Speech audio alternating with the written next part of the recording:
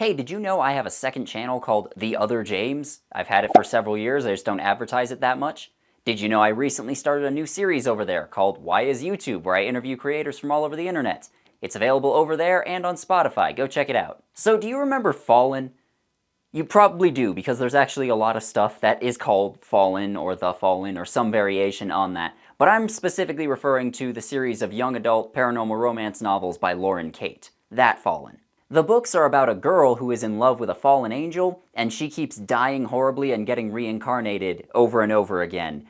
And there are some other books with similar premises though, so you shouldn't get this one confused with Elixir or Evermore or Angel Fire. Way back in 2020, I made a 90-minute video all about the Fallen books. You should go watch that if you haven't, so that you can get an idea of what exactly happens there and what my thoughts are on it.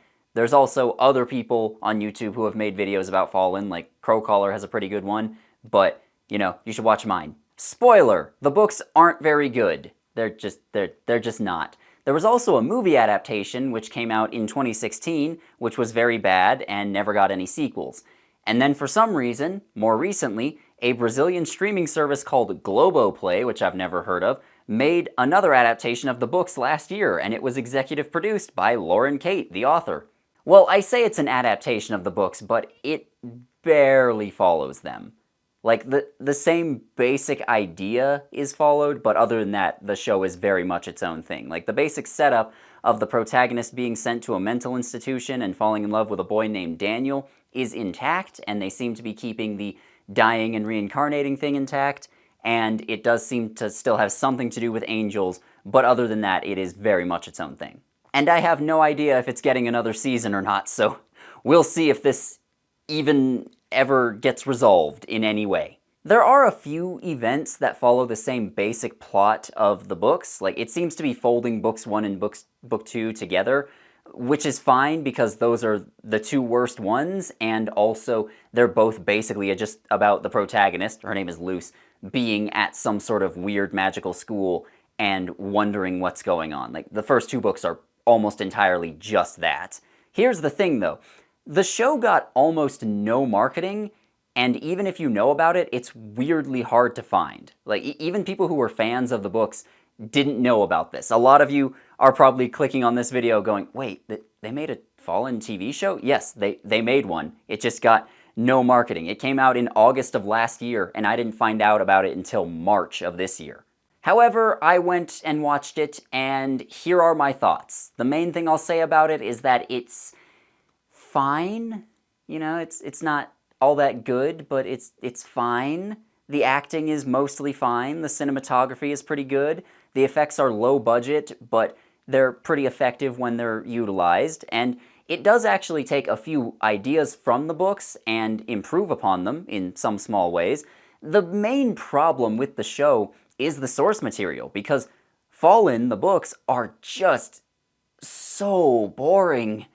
They're so boring, man. 90% of the books is just Luce wondering what's going on or being in love with Daniel for literally no reason. And I do mean that, literally. Like, people ask her why she's in love with Daniel, and she says, well, I just am. Like, there's no reason for it. The biggest strength of the books is that they keep tricking you into thinking that things will get interesting later. Like, they keep bringing up neat ideas that you think will be explored at some point, so you keep reading, and then in the final book, there are some really insane reveals and plot twists, but then it just ends before we can properly explore any of that.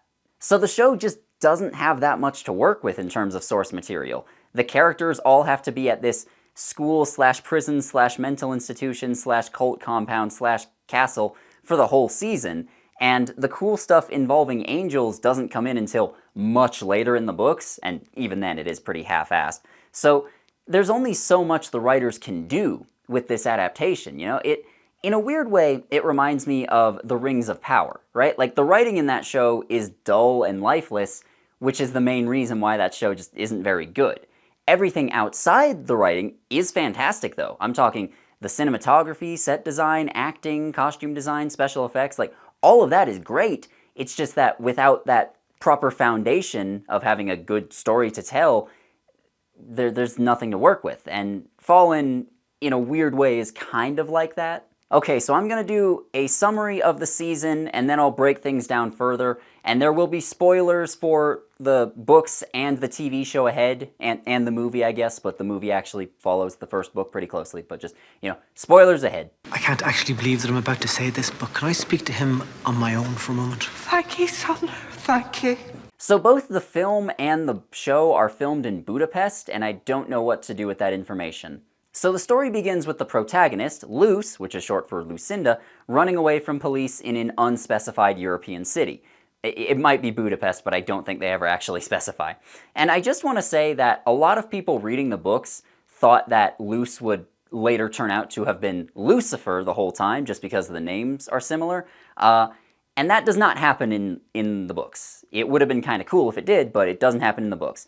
I kind of want it to happen in the show just because it would be insane. Luce gets caught pretty quickly by the police, and we learn that she's being blamed for setting a fire that killed somebody. So she's convicted of arson and manslaughter. She was hallucinating shadows when it happened, though, and that's a thing she's been hallucinating her whole life. She has some sort of mental issues that they don't know how to deal with. And so she's sent to Sword and Cross, which is some sort of mental facility. And I would actually call this opening an improvement over what the books did, because the books just start with her going to Sword and Cross, and then we only hear about what happened in vague terms afterwards, whereas this way the audience is just thrown right into things. So when she's sent to Sword and Cross, she immediately meets a charming bad boy named Cam who gives her some advice about how to survive in that place. Meanwhile, another resident, whose name is Daniel, is working on an escape plan. And on Luce's first day there, all the residents are forced to run a half marathon around the mountain where the facility is located. And during the run, Daniel splits off from the others, he cuts a hole in the fence and runs off, and Luce and Cam decide to follow. But while they're following, Cam jumps off a cliff and seemingly dies. And then they all get caught, and Luce sees Cam walking around later like nothing happened. So she realizes there are a lot of strange things going on at this place, and she realizes that most of them have been at Sword and Cross for a really long time, but their memories keep getting erased, so none of them seem to realize that. There are also some creatures called outcasts, which are specifically trying to kill Luce, but there is a magical barrier that's keeping them all away from the facility. I keep wanting to call it a school, but in the books, it's a school. It's really not in the show. I don't know what to call it in the show. We'll get into that later. Daniel starts having flashbacks to when he was in a relationship with someone who looks exactly like Luce, but she died in a motorcycle accident, and the residents all start to realize that they need to get out of this place, so they come up with a plan. They all accept the supernatural stuff very readily, too. Like, they take almost no convincing. There's like, oh, all this weird stuff going on, we've been here for 20 years and haven't aged a day, but our memories keep getting erased? Yeah, sure. I'll buy into that. They don't need much convincing. So Luce and Daniel escape again, but then they are immediately captured again. And after they're recaptured, Luce discovers a hidden passage behind a bookcase and follows it, and they see there's an entire laboratory. They also come across a captive outcast, and they accidentally release it. It wounds Daniel with some sort of special weapon that he can't regenerate from, but he gets healed pretty soon after that, so it's not that big a deal. And now there's a whole army of outcasts coming, I guess, and the barrier protecting Sword and Cross is also coming down, I guess. Throughout the whole season up till this point, the people running Sword and Cross have made a lot of vague references to prophecies and Luce being vital to some sort of big magical thing that we don't know the details about.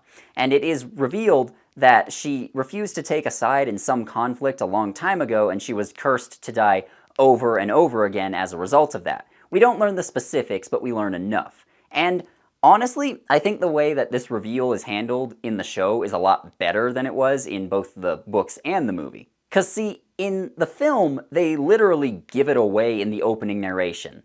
Like they say, hey, there was some sort of war between heaven and hell a long time ago, and all the angels took sides except one, and it was Daniel. And like that's why the curse was placed on them, and they just tell you that right at the beginning. Whereas in the books, they don't actually reveal that until around 80% through the final book, and there's 4 in the series, so it's just, yikes, man. Like, that's too long. That's too long, okay? The ending of season 1 of a TV show is a much better spot for this. Like, the pacing on it is a lot better. So the librarian at Sword and Cross, whose name is Sophia, kills Luce's friend Pen and tries to kill Luce in a fire, but Luce escapes. And then after she escapes, Sophia captures her and tries to kill her again in some sort of ritual. Why did she try to kill her in the fire if she needed to kill her in a ritualistic manner?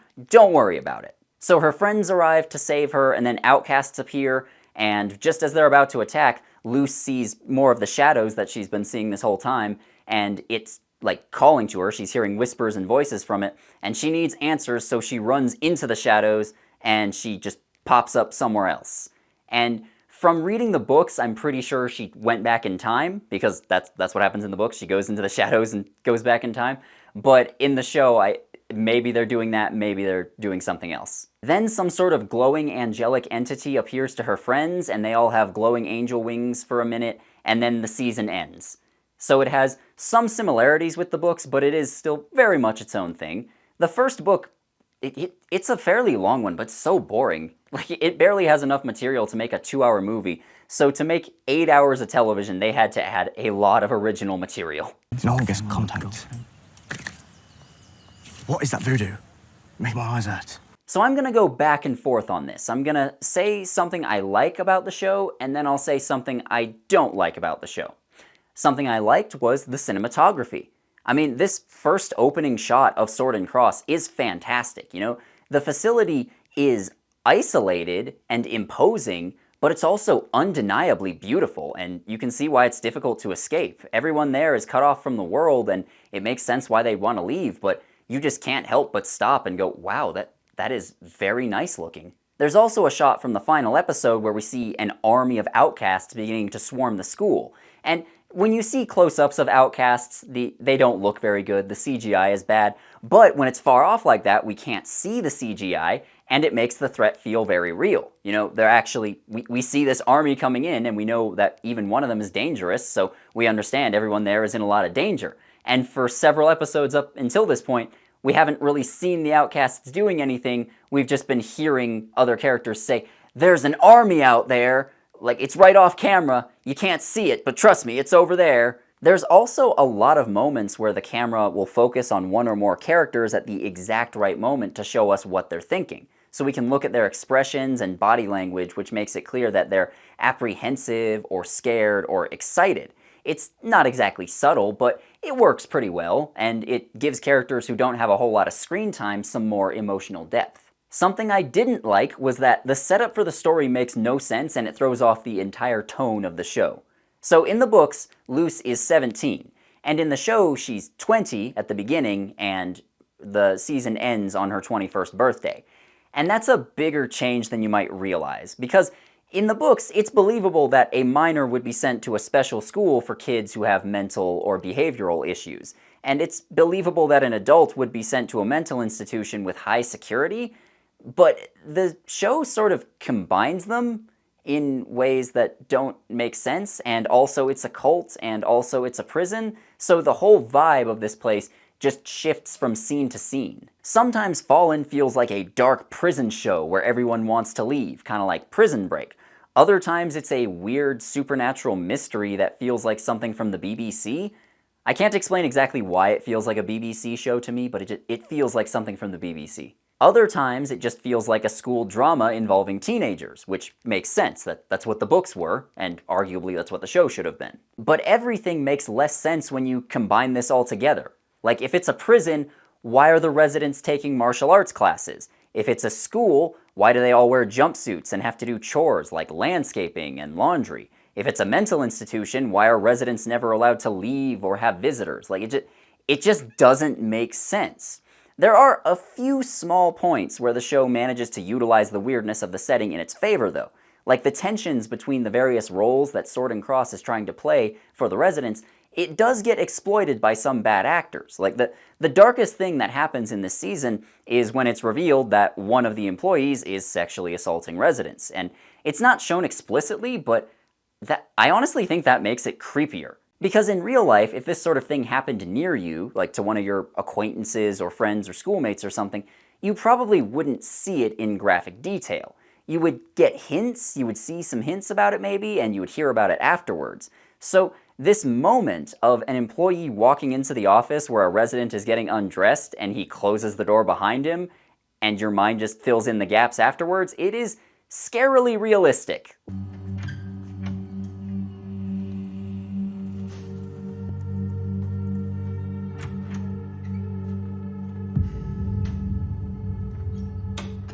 Like, that moment genuinely made my skin crawl the first time I saw it. In a normal school, this guy probably wouldn't get away with that for very long, but because of the prison-like way this place works, he has a lot of power over his victims. And if the show spent more time acknowledging that Sword and Cross is a mess, we could have gotten some more great moments out of it. Or at the very least, they could have joked about how, hey, none of this makes sense. Thing I liked: the love triangle between Luce, Daniel, and Cam. In the books, this love triangle is really half-assed, especially after the first book. Like, if it's half-assed in the first book, I feel like they completely forgot about it after that. Because Luce and Cam do have actual chemistry, and they do feel like they like each other, but then she decides she loves Daniel, and just that's it for the whole rest of the series. But in the show, it has more development, because Luce and Cam, yes, they still have chemistry, and her connection with Daniel is just stronger. Like, yeah, again, they have chemistry as well. You can tell they really do like and care about each other, but it's just stronger than her bond with Cam. I do think that them saying "I love you" comes too fast, but they do care about each other, both in the present and in the flashbacks, because in the flashbacks to Luce's previous life, their relationship is even better. Like, she flashes him her baps, but it's really cute. Hey, Bono. You're wet. Okay, I can't say baps. It does not sound right in my accent. There's words that just don't work in my accent. You know, I can't call somebody a wanker either. Oi, mate, quit driving like a wanker. Like, it doesn't work when Americans say it. It doesn't. The point is, they're cute together and I want their love to succeed. So you know what? Daniel, I forgive you for stealing my haircut. In an early episode, there's a scene where Luce needs to break into a medical office and steal some records, and her friend Penn is able to distract the doctors and buy her a little bit of time, but not that much, and Daniel sees what's going on and realizes that she needs help, so he purposely starts a fight with Cam, and it shows what sort of person he is. You know, he's smart, he's observant, he's willing to use violence sometimes, but he does really care about Luce. A thing I didn't like: we don't actually know what's going on at the end of the season. I feel like there were a lot of gaps that my brain just filled in on its own because I've read the books. Like, it's heavily hinted at that this has something to do with angels, but that's it. You know, in the books, we didn't know what was happening with Luce specifically, but we at least understood that all these other characters are fallen angels. It's a very difficult balancing act to keep the audience intrigued. You know, you have to give them enough information that they are intrigued and they want to know more, but not too much so that they figure out what's happening too soon. You know, maybe the show will change the characters to being Nephilim or something instead of fallen angels, but I don't actually know. And they do seem to be skipping over book 2, which is good because book 2 is the worst, and they're going straight to book 3, which is the best one. That's not saying a lot, but you know, it is better than the others. And maybe the time travel arc will reveal everything, because in the books, the time travel stuff, you would think by the time you reach the end of that would give you all the answers and the characters would know everything that was going on, but it doesn't actually do that. It's very frustrating. A thing I liked: Roland. It's a bit stereotypical for the one black guy to also be the cool, smooth operator, but that's not all that Roland is. You can tell while watching that he's just as scared and confused as everyone else is. He just uses his suave persona as a mask to hide that. So, what's it for? If you're gonna be caged, your deal's off. And he's not just there, he gets a few moments of being helpful and contributing to the story. In the books, he was one of the only characters that had a definable personality at all, so I was kind of looking forward to seeing what they did with him in the show, and he's got a small role, but he made it work, and I liked every scene that he was included in. And this is a bit of a tangent, but he gets the funniest scene in the books. Because there's a part where Luce is traveling back in time and she meets Roland in the 19th century, and he's a black guy in like 1850, and she realizes that and goes, "Oh man, I'm so sorry," and he just shrugs and goes, "It's fine, I've been through worse." And it's not like laugh out loud hilarious, but it is the funniest scene in a book series that is otherwise completely bereft of humor. I honestly want season 2 to happen just so I can see more of Roland. A thing I didn't like is I mean, I don't know how to explain it other than to say, where is this place? Sword and Cross, I mean, where is it? See, the books mostly take place in the United States, and Sword and Cross, like I said, is just a school, basically, and it's in the US state of Georgia. Most of the show characters speak with various British accents, so at first I was thinking that they just changed the location to be in the United Kingdom. Okay, that's not a huge change, that's fine. It could basically be the same story if you put it there. But then Daniel and Ariane sound American for some reason. Yeah, I mean family, people you care about. So, do you think they're telling the truth about it being unsafe to leave? And that's even stranger when you realize that Daniel's actor is Dutch and Ariane's actor is German. Could they just not do an English accent? I don't know. So where are all these people from? And Sword and Cross is supposedly 200 miles from any civilization, and I don't think there's a spot in all of Great Britain that fits that criteria.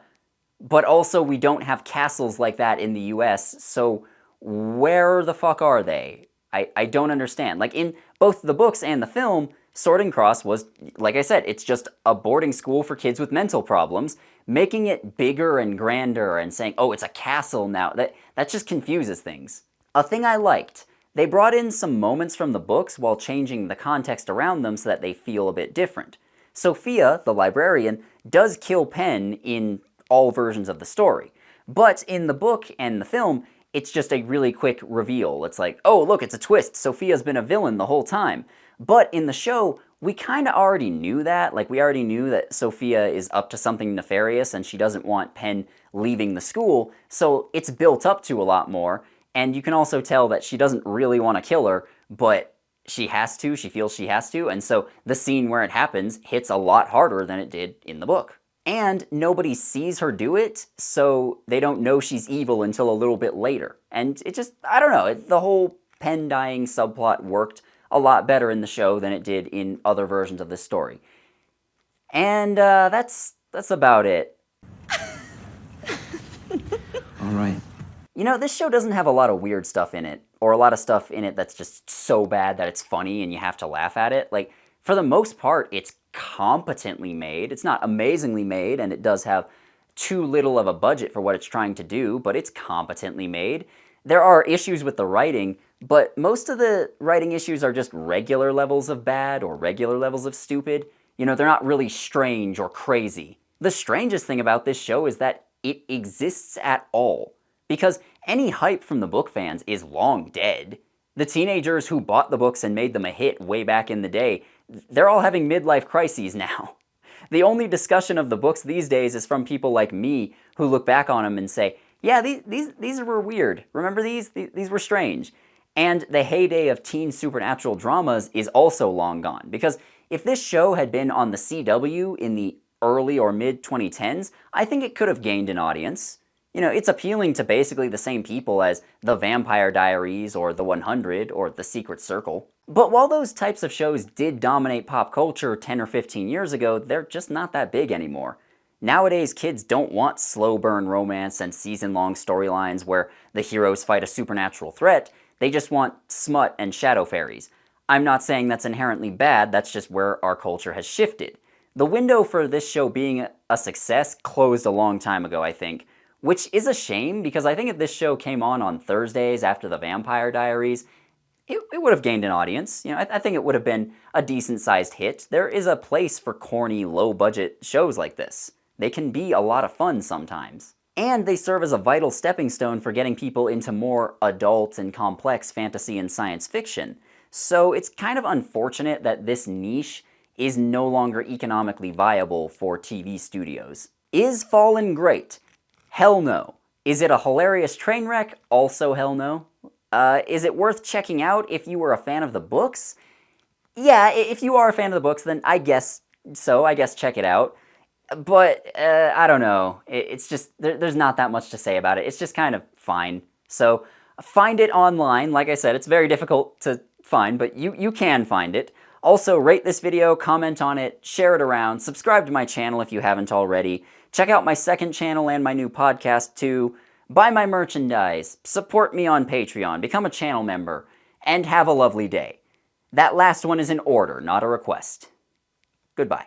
Hello there, friends. You watched this far. You know who I am. You see all these names here? These are the names of my patrons. My $10 and up patrons are Arthur D. Gonzalez Martin, Brother Santodes, Carolina Clay, Chibs Ahoy, Jace Spades, Lexi DeLorme, Lord Tiebreaker, Michael and Katie Hake, Mr. A5013, Proscriptions of Zhuo Jang, Psych XS, Slumbering Jellyfish, Observing Outer Space, Tesla Shark, Toa Michael, Vevictus, and Wesley. Without these guys, I could not do what it is I do. If you want to get your name here, then consider donating to my Patreon. If you don't feel like doing that, you can also become a YouTube channel member, get access to exclusive videos once a month. You also get early access to all my regular videos. But if that doesn't appeal to you, or you just, for whatever reason, don't feel like doing it, like this video, comment on it, subscribe to my channel if you haven't already, share the video around, that helps immensely. You can also check out my merchandise store down below. I got t-shirts and stuff for sale.